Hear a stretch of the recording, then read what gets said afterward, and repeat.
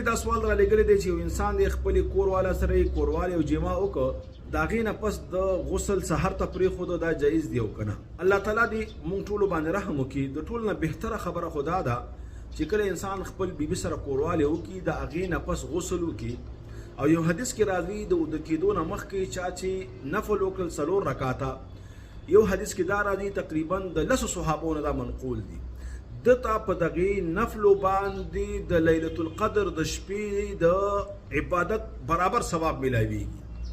په ليله القدر کې عبادت خیر من 1000 شهر سوره قدر کې راځي د زرو میاشتونه بهتر دی، خیر من 1000 شهر دا تقریبا 3 کال عبادت برابر راځي.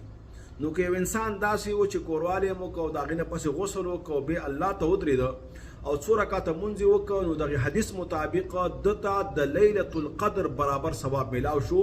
مطلب د 2 رکعاته وکړل دا داسې شو لکه 3 کال د 2 رکعاته مونږ کړی، نو ډیر بهتر عمل دی. نو به د لپاره دویم صورت دا دی نبی پاک علیه الصلاه والسلام طریقه دا وا چې نبی پاک با د کېدو نه مخکې او 10 وکړه.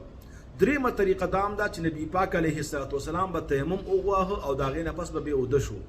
څلورمه طریقه بعض روایتونو دا معلومیږي چې نبی پاک علیه الصلاه والسلام بعد جمانه فارغ شو فورا به او د شو، نه به غسل کاوه نه به او دس کاوه او نه به تیمم کاوه.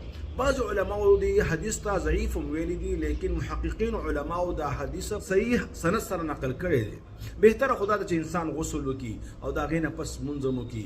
دویمه بهتره خبره دا ده چې انسان او دس وکي. دریمه بهتره خبره دا ده چې انسان تیمم وکي. او که دا درې واړه وس نه کیږي او د شو نو ان شاء الله دا به ګناهګار نه وي. پس احادیثو کې د تذکره هم راغلي.